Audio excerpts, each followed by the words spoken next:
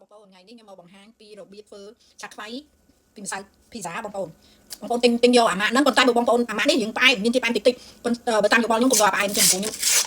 ជៀនទៅឆាខ្លោតដាក់ភ្លើងច្រើនជៀនទៅឆាខ្លោតបងប្អូននេះចឹងណាហើយយកមកតាមនេះមកហើយកុំទុកឲ្យហើមខ្លាំងប៉ុណ្ណឹងយកកាត់មក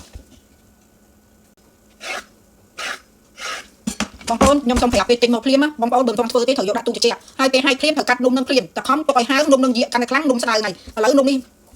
រៀងក្រាស់វាអត់សូវឡើងខ្លាំងចឹងនំក្រាស់ការខ្ញុំធ្វើពីម្សិលមិញនំឡើងខ្លាំងពេលបកមកម្សៅឡើងស្ដៅទៅហៀឥឡូវមកយើងត្រូវមានកាក់មួយចាក់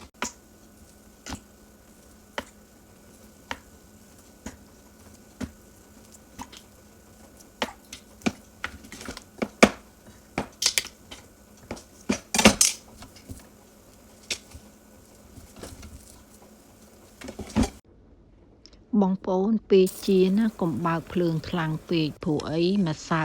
ភីហ្សាហ្នឹងមានជាតិផ្អែមតិចអញ្ចឹងឆាប់ខ្លោចឆាប់ក្រហម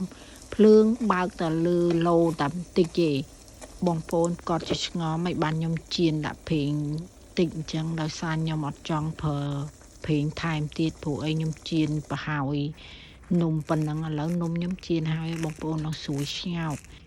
ចំពោះខ្ញុំនំឆាខ្វៃហ្នឹងទទួលយកបានប៉ុន្តែបើញ៉ាំជាមួយបបរញ៉ាំជាមួយកាទៀវអីអត់សូវត្រូវទេព្រោះមានជាតិផ្អែមអាហ្នឹងចំពោះមាត់ខ្ញុំណា